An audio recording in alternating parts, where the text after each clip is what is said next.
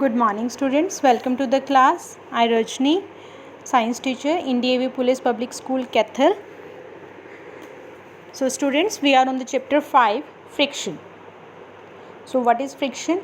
Friction is the force which oppose the motion between the two objects which are in contact with each other. What is the cause of friction? The cause of friction is the roughness of the surface. What are the factors which affect friction? The factors which affect friction: number 1, the nature of the surface; number 2, the force pressing between the two surfaces, the force, or we can say the weight between the two surfaces. These are the factors which are affecting friction. So students, have you played ever with the marbles? आपने कभी marble से यानी कि कंचों से खेला है? जब भी वो फ्लोर पे गिरते हैं तो वो बहुत लॉन्ग डिस्टेंस कवर करते हैं. उनके लॉन्ग डिस्टेंस कवर करने का रीज़न क्या होता है? उनके लॉन्ग डिस्टेंस कवर करने का रीज़न होता है उनका सरफेस. उनके सरफेस में दो खास बात हैं. अभी मैं आपको सिर्फ एक ही बात बताऊंगी, दूसरी बात मैं बाद में बताऊंगी. तो फर्स्ट जो रीज़न है वो है उनकी सरफेस की स्मूथनेस. जो उसका सरफेस है वो बहुत ज़्यादा स्मूथ होता है, उसमें रफनेस नहीं होती, और उसकी स्मूथनेस की वजह से वो लॉन्ग डिस्टेंस कवर करता है और बहुत बाद में जाके रुकता है. जब वो किसी चीज़ के पास आके मतलब कोई सामने कोई चीज़ आ जाती है उसके, तब वो जाके रुकता है. तो उसके अंदर उसके सरफेस में बिल्कुल भी रफनेस नहीं है. एंड हमने पढ़ा था नेचर ऑफ सरफेस के अंदर, जितनी रफनेस ज़्यादा होगी उतना फोर्स ऑफ फ्रिक्शन ज़्यादा होगा, जितनी स्मूथनेस ज़्यादा होगी उतना ही फ्रिक्शन कम होगा. तो next we are going to the type of friction. We have the two type of friction. The first one is static friction. अब एक हम एग्जाम्पल लेते हैं स्टैटिक फ्रिक्शन को पढ़ने से पहले. अभी आपकी छुट्टियां हैं, आप लोग घर पे हैं, कभी घर की सफाई करने में हेल्प की है, कोई शिफ्टिंग करने में कभी हेल्प की हो. मम्मा ने कहा होगी भी बेड आज हम शिफ्ट करते हैं या हिलाते हैं, या हमने बेड के नीचे से सफाई करनी है. तो आप अकेले मान लो बेड को धक्का लगा रहे हैं, बेड मूव करेगा? नहीं करेगा. आपने अपने ब्रदर को बुलाया, अब आप बेड मूव कर रहे हैं, बट स्टिल अभी भी बेड नहीं मूव कर रहा. तो बेड और फ्लोर के बीच में जो फोर्स है, that force is called static friction. उनके बीच में मोशन नहीं है, वो स्टैटिक स्टेज में है, तो that friction is called static friction. We call the force of friction as static friction when it exist between the two surface in which there is no relative motion.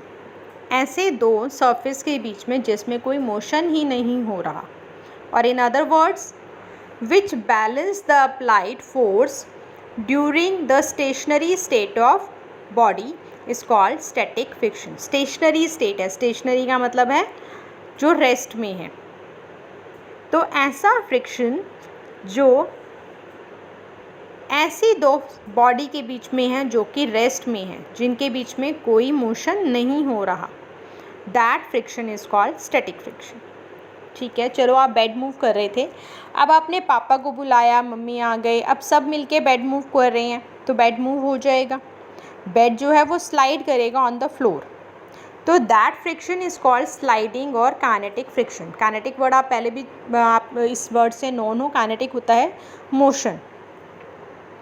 तो we call the force of friction between the two objects when one of them is sliding over the other surface as the force sliding friction between them. The sliding friction is smaller than the static friction between the two surface.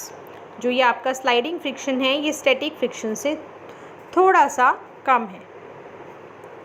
एक इसको समझने के लिए एक छोटा सा इन्होंने यहाँ पर जो है एक्सप्लेनेशन भी दी हुई है. कोई भी बॉडी रेस्ट में है तो उसमें है स्टैटिक फ्रिक्शन. ठीक है, तो on increasing the applied force, हमने अप्लाइड फोर्स को इंक्रीज़ किया स्टैटिक फ्रिक्शन से थोड़ा सा और ऊपर लेके गए। जैसे आपने स्टैटिक फ्रिक्शन जो था बेड और फ्लोर के बीच में, तो आपने अपने अप्लाइड फोर्स को बढ़ाया। अप्लाइड फोर्स को कैसे बढ़ाया? आपने मम्मी और पापा को बुला के या चाचा को बुला के आपने अप्लाइड फोर्स को बुलाया। तो स्टैटिक फ्रिक्शन जो था उसकी एक लिमिटेड वैल्यू थी, तो उसको हम बोलते हैं लिमिटेड फोर्स ऑफ फ्रिक्शन या लिमिटेड फ्रिक्शन। जब आपने अप्लाइड फोर्स उस लिमिटिंग फ्रिक्शन से ज़्यादा लगाया तो बेड के अंदर क्या आ गया? अब sliding friction. The force of friction is little less than the force of static friction. तो हम ये स्लाइडिंग फ्रिक्शन का अपने डेली यूज़ करते हैं। कभी टेबल हिलानी होती है हमें, कभी कोई और सामान हिलाना होता है, तो हम ये स्लाइडिंग फ्रिक्शन जो है ये हमारे डेली यूज़ में आता है। तो अभी एक और मैं आपको एग्जांपल देने वाली हूँ।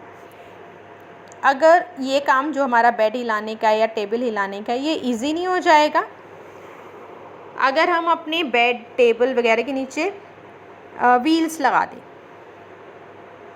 अगर हम अपने बेड के नीचे, टेबल के नीचे अगर हम व्हील्स लगा देते हैं तो इजीली मूव करने लग जाएंगे वो।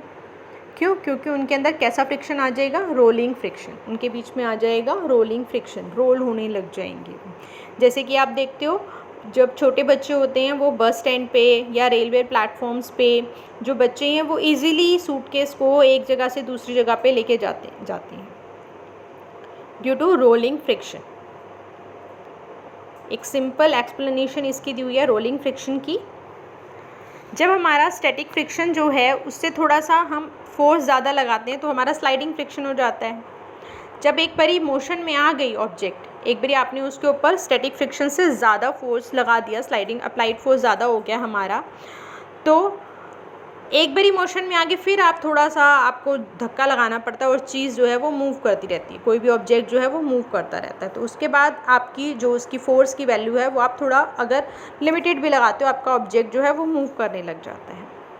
तो we can say that the relative motion between the two objects starts only when the interlocking between the surface or irregularities between the surface unlocked। आपको पता है हमने बात की थी अप एंड डाउन्स की और रफनेस की, इरेगुलरिटी सरफेस की। जो वो एक दूसरे से लॉक हो जाती हैं तो हमारी चीज़ जो है वो मूव नहीं करेगी, तो हम उसको बोलते हैं स्टैटिक फ्रिक्शन। मगर आपने उसके ऊपर अप्लाइड फोर्स ज़्यादा लगाया तो ऑब्जेक्ट मूव में आ गया, that is called sliding friction, क्योंकि आपने उसको अनलॉक कर दिया। जो उसकी इरेगुलरिटीज़ थी उन्होंने लॉक्ड कर रखा था, आपने फोर्स लगा के उसको अनलॉक्ड कर दिया। तो अगर हम उसको लॉकिंग का टाइम ही नहीं दे रहे, अगर हम उसको लॉक होने ही नहीं दे रहे, तो हमारी जो चीज़ है वो इजीली मूव करेगी। और हम उसके लॉकिंग के टाइम को कम कैसे कर सकते हैं? हम उसके लॉकिंग के टाइम को कम कर सकते हैं by rolling friction. Once the motion of the motion start, the contact point on the surface do not get enough time, उसको टाइम ही नहीं मिले to lock into the contact point of the surface। अगर उसको time ही नहीं मिलेगा, thus it is easier to keep on moving on the object than to start it from the rest, तो वो easily move करेगी। तो हमने बात की थी पहले मार्बल की, तो यहाँ पे हम वहीं पे वापस आ जाते हैं। एक तो मैंने आपको बताया उसकी सरफेस के स्मूथनेस की वजह से, दूसरा उसकी जो शेप है उसकी वजह से वो रोल होती जाती है। वो रोल जब होती है तो वो टाइम ही नहीं मिलता फ्लोर के साथ उसकी जो लॉकिंग है उसको होने के लिए, फ्लोर के साथ वो लॉक ही नहीं हो पाती। तो यहाँ पे उसका टाइम जो है, इनफ टाइम की हमने बात की थी, उसको टाइम ही नहीं मिल रहा जो आपस में कॉन्टेक्ट पॉइंट्स पे उसको लॉक होने के लिए। तो इसको हम कहते हैं रोलिंग फ्रिक्शन। ये हमारा हो जाता है रोलिंग फ्रिक्शन। जैसे यहाँ पे पिक्चर में दिखाया हुआ है, ये वुडन बोर्ड जो है ऊपर, जो ये वुडन बॉक्स रखा हुआ है टेबल के ऊपर, तो ये टेबल के साथ जो है अपना कांटेक्ट बनाए और स्टैटिक फ्रिक्शन प्रोड्यूस करे। उसको जो आपस की उसकी लॉकिंग है उसको टाइम ही नहीं मिलेगा। इन्होंने पेंसिल्स रख दी हैं, बीच में पेंसिल्स रख दी हैं, तो उससे क्या होगा, वो ईजिली रोल हो जाएगा उसके ऊपर। तो we observe that it is much easier to roll than to slide a body over a given surface. On a railway platform, the bus stop, we often notice that the small children can easily pull the suitcase fitted with the wheels. आप देखते हो ये जो है easily हो जाता है कितने भी हैवी लोड को रोल इनके थ्रू, रोलिंग फ्रिक्शन के थ्रू उसको उठाने में। तो हमारा ये रोलिंग फ्रिक्शन है क्या? द रोलिंग फ्रिक्शन इज दस the force of friction that comes into play when one body rolls over the surface of the another body। it is less than the sliding friction. We can now conclude that it is more convenient to roll than the slide. Roll करना ज़्यादा easy है. आप जो cylinder लेके आते हैं घर पे, आप उनको भी देखते हो ना, वो रोल करते रहते हैं सिलेंडर को फ्लोर के ऊपर वो रोल करते हुए लाएंगे, बिकॉज रोलिंग फ्रिक्शन जो है, रोल करना जो है कन्वीनियंट है, बहुत ज़्यादा ईजी है किसी भी चीज़ को रोल करना. तो इसी से ही हमारी एक बहुत बड़ी इन्वेंशन हुई है व्हील की, अ रेवोल्यूशनरी इन्वेंशन, एक बहुत बड़ा जिससे चेंज आ गया. व्हील की इन्वेंशन से बहुत बड़ा हमारी मैनकाइंड में, हिस्ट्री ऑफ मैनकाइंड में बहुत बड़ा चेंज आ गया. इससे हमारे जितने भी हैवी लोड्स थे उसको इजीली कार्ट के थ्रू हम मूव करने लग गए. हमारा ट्रांसपोर्टेशन जो है वो इससे बहुत इजी हो गया. तो एक बहुत बड़ा चेंज आया है हमारी इन्वेंशन ऑफ व्हील से. और इन्वेंशन ऑफ व्हील जो है that is also an example of rolling friction. तो आज हम यहीं तक पढ़ेंगे, इसके बाद हम नेक्स्ट वीडियो में पढ़ेंगे. Okay, thank you.